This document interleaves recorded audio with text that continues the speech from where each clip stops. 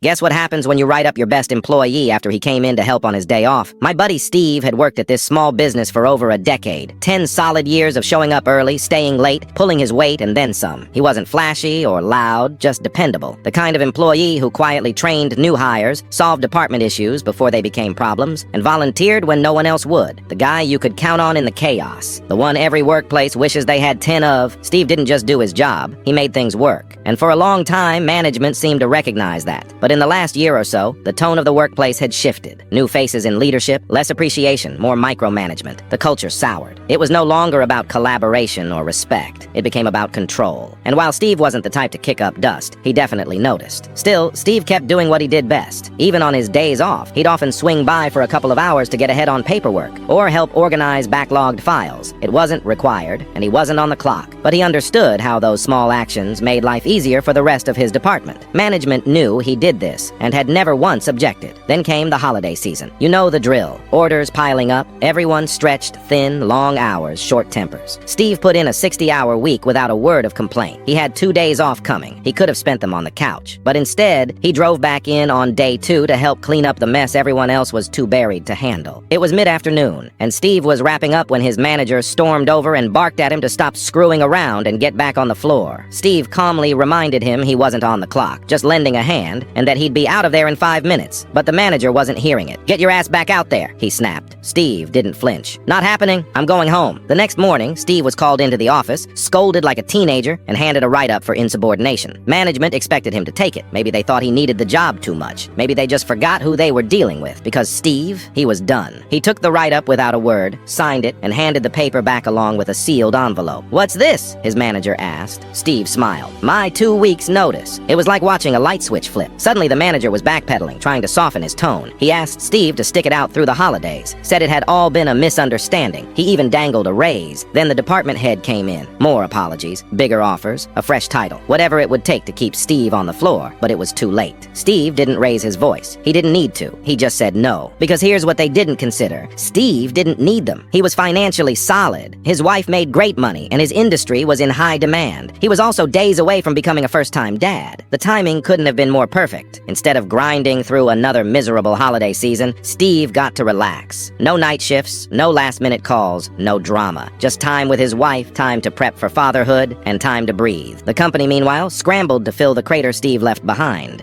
It would take at least 2, maybe 3 people to do what Steve had handled on his own. Good luck training them before the rush hit.